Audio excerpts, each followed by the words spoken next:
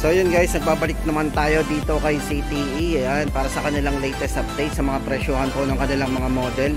Guys, ito good news. Ito nga pala guys, sa mga nagtatanong sa atin ng kanilang Red Magic 9 Pro. Ayan, guys, wala pa tayong mismong unit o kahit yung box mismo. Pero meron tayo ditong ito, pre-order pa lang po nila to sa ngayon. Guys, yung bago nila na Red Magic 9 Pro. Ayan guys, ito guys, may idea na tayo doon sa presyo. Yan, kahit yung presyo lang malaman natin ito.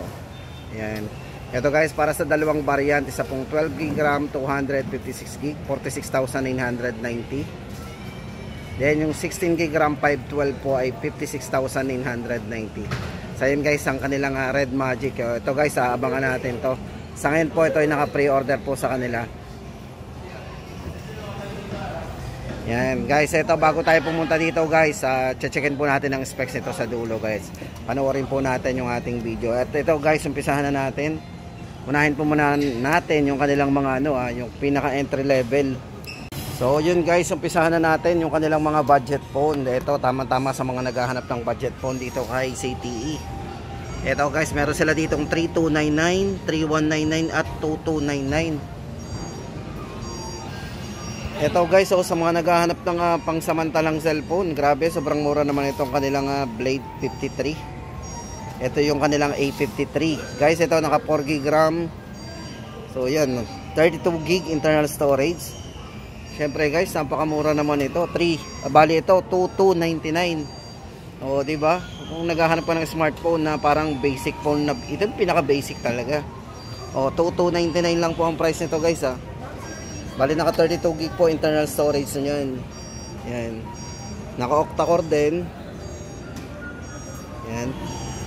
6.52 high definition po ang size ng screen. Syempre guys, naka fingerprint na rin para sa kanyang security unlock. Ito, Blade 53 CTE. Yan. 2299. Tapos guys, hindi lang yan yung kanilang Blade 72S. Ito po ay napaka budget din, budget phone din, A72S. Ito guys, yan. Naka 6.74 po high definition display, naka triple camera din. 5,000 mAh battery with 22.5 watts fast charging na din. Ito ay bali naka 8GB RAM maximum RAM, 64GB na po internal storage. Presyo po nito 3,199. Napakamura din. O yan guys, budget po ng usapan natin dito kay CTE. Ito yung mga hilera. Tapos hindi lang yan guys, ito hindi na natin nahawakan, nandoon lang sa box. Ito 3,299 din ang price nito. Sunod-sunod yung kanilang presyohan, hagdan. Ito bali guys ay naka 8GB maximum RAM, 64 din. Ito si Blade A34. Tandaan po natin ang presyo po nito 3,299. Tapos guys, ito kumustahin naman natin yung kanilang CTE Blade B40 design. Ito guys, dating 6,000 to Yan, ito may hawak na tayong dummy phone. Ito bali ay naka 128 na rin po internal storage. May maximum RAM po ito na up to 11GB RAM. Yan So meron din siyang virtual RAM. Tapos naka 22.5 watts fast charging na din. 50 megapixel po para sa kanyang triple camera. Ito nga pala guys, size ng screen to is naka 6.6 na rin, full high definition display. Para po sa latest update po natin, ngayon po ay 4,799 na lang po yan. Ayan. Napakababa na po ng mga presyohan ni CTE ngayon. Tapos guys, hindi lang yan. Sa mga naghahanap nga pala ng pinakamurang 5G. Ito, CTE Blade B40 Vita 5G. Check din po natin ang design yan. Bali guys, ito naka 128 na rin po internal storage. Naka full high definition na display na rin. 6.6 ang size ng screen. Ayan, ganito na po yung itsura nyo guys. Ito, bali dami po yung hawak natin. Para po sa latest update natin sa mga naghahanap ng pinakamurang 5G dito kay CTE. Guys, price po nito ngayon ay 6,999. Blade B41 Vita 5G. Guys, ulitin po natin sa mga naghahanap ng 5G na budget lang, ito 6,999. Tapos guys, ito na, punta na tayo dito sa kanilang CTE B40S. Ngayon po ay 6,499. Ito for B40S, ito po yung live unit nila.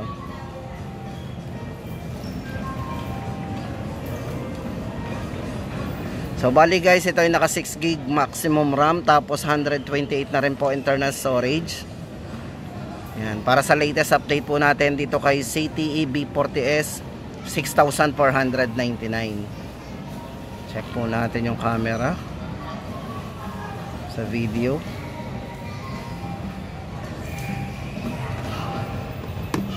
Yan, yan guys ang update natin, CTE B40S, 6,499. Tapos yung kanilang Nubia C50S Pro. Ito guys, back to original price na po ngayon. Wala na po silang less 4,000. Ayun, sa mga nagtatanong nga pala nito, Nubia C50S Pro. Yan, bali ito guys yung naka 1 terabyte. O, diba, sa mga naghahanap yun ng malaking internal storage, ito, naka 1 terabyte po to. Tapos naka 8K resolution pagdating sa video. Yan, ito yung kanilang yan, naka 8K video. Check natin, napaka smooth ng video nito. At syempre guys, tamang-tama sa mga gamer kasi napakataas din ng chipset na ginamit dito, 8 Gen 2. Check po natin. So ayan, bali guys, ito ay naka 8 generation 2 mobile platform, leading version octa-core max 3.3 GHz. Ganun kabilis po yan. So yun guys ang update natin, back to original price po to, si Nubia Z50S Pro. Yan, 43,999. Tapos yung kanilang CTE Blade 50. Yan, bali guys, ito bali naka 18 gig maximum RAM po ito. Hindi natin mahawakan, baka tumunog. Medyo sensitive yung kanilang Ito guys, 6,999. Yan, naka 8 gig. Then extended po up to 18 gig ang RAM po niya, ha. Then 256 na po internal storage. So para sa latest price update po natin dito kay CTE Blade 50, 6,999.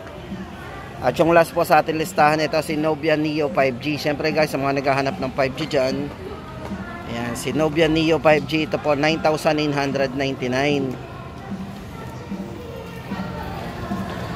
So meron din po itong extended RAM na up to 18 gig maximum RAM. Original RAM po nito is 8, then meron siyang 10 extended RAM. So kaya naging 18 gig.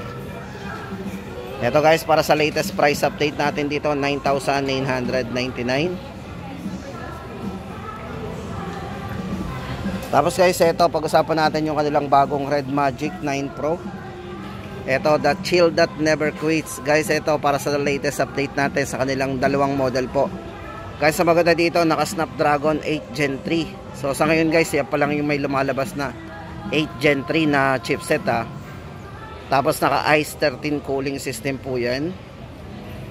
Ang taas din ng battery nito, naka 6,500 mAh battery at naka 80 watts fast charging na po. Yan.